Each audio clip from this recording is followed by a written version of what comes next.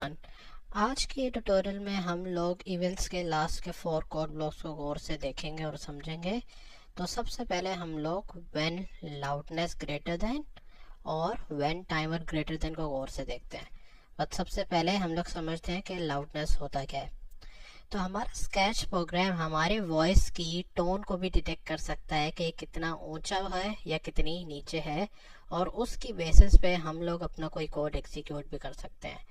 और अगर हम चाहते हैं कि हम लोग अपनी वॉइस का लेवल देखें तो हम लोग सेंसिंग की कैटेगरी में जा सकते हैं। और अगर मैं इस लाउडनेस को टिक करूं तो हम लोग देख सकते हैं कि कैसे हमारे पास एक न्यू सेक्शन आया और यहाँ पे हमें अपने लाउडनेस की वैल्यू दिख रही है। और ये लाउडनेस की वैल्यू ऊपर नीचे इसलिए हो रही है क्योंकि मैं बोल रहा हूँ, और जैसे ही मैं चुप होऊंगा तो ये लाउडनेस एकदम 0 भी हो सकती है। तो अब मैं थोड़ी देर के लिए चुप होता हूँ तो हम लोग देख सकते हैं कि ये लाउडनेस की वैल्यू कैसे 1 पे आ गई थी। इसी तरह इस लाउडनेस की बेसिस पे मैं कोई कोड एग्जीक्यूट कर सकता हूँ। लेट्स से मैं चाहता हूँ कि अगर मेरी लाउडनेस की जो वैल्यू है वो 55 से ऊपर हो जाए तो मैं अपने स्प्राइट से एक मैसेज बुलवाऊं। लेट्स से कह सकता हूँ यू आर लाउड। और अब होगा क्या कि जैसे ही मेरी जो वैल्यू है ये 55 से ऊपर जाएगी तो ये यू आर लाउड का मैसेज डिस्प्ले होगा।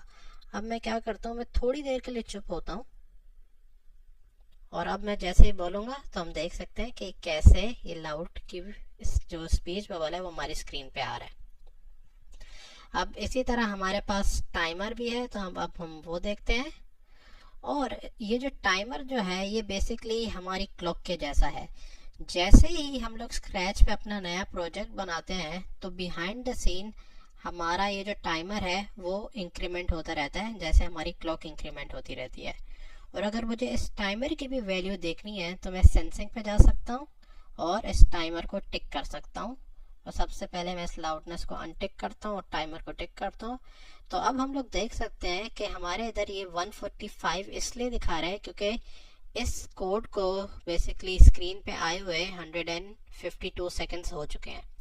और मैं इस टाइमर को रीसेट भी कर सकता हूँ इस रीसेट टाइमर के कोड ब्लॉक से। और अब मैं इसे क्लिक करता हूँ तो हम देख सकते हैं कि टाइमर कैसे 0 हो गया था।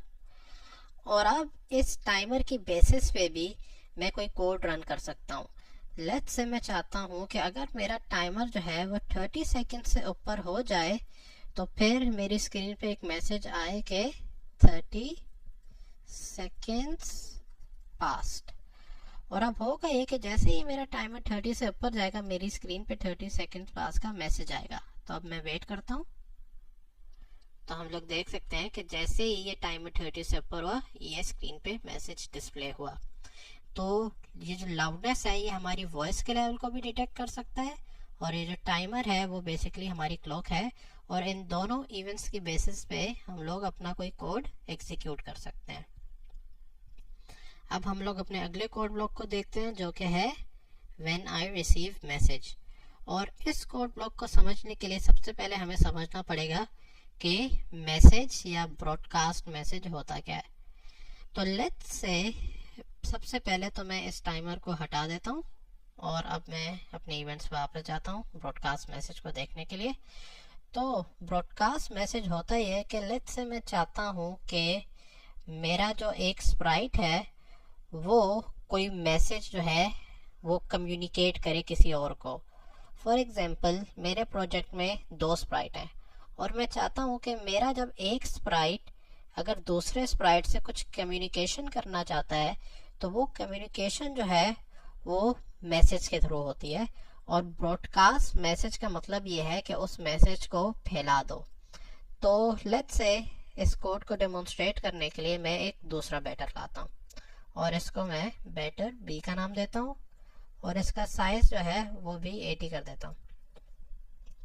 तो अब मैं बेसिकली चाहता ये हूँ कि लेट्स से अगर मेरा बैटर ए जो है वो जैसे ही बेस 1 से बेस 2 पे पहुंचे तब वो एक मैसेज ब्रॉडकास्ट करे, और जब वो मैसेज ब्रॉडकास्ट हो तभी जो मेरा बैटर बी जो है वो बेस 3 से बेस 4 पे जाए।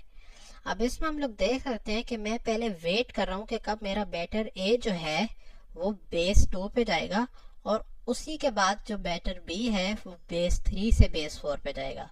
तो इस चीज़ को करने के लिए मैं मैसेजेस का यूज़ करूँगा और हम लोग एक मैसेज ब्रॉडकास्ट करेंगे, और जब हमारा बैटर बी जो है वो मैसेज रिसीव करेगा तब हम लोग कोई कोड चला सकते हैं। तो लेट्स से मुझे यही प्रोग्राम लिखना है। तो सबसे पहले मैं ग्रीन फ्लैग क्लिक का कोड ब्लॉक लाता हूँ।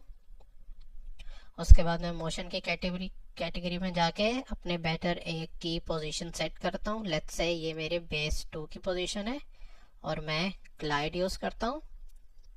और ग्लाइड के बाद मैं चाहता हूँ कि मेरा बैटर ए जो है एक मैसेज ब्रॉडकास्ट करे। तो ये मैसेज ब्रॉडकास्ट करने का कोड ब्लॉक है। और मैं कौन सा मैसेज ब्रॉडकास्ट करना चाहता हूँ, लेट्स से मैं इस एरो पे क्लिक करता हूँ और मैं एक नया मैसेज ब्रॉडकास्ट करता हूँ।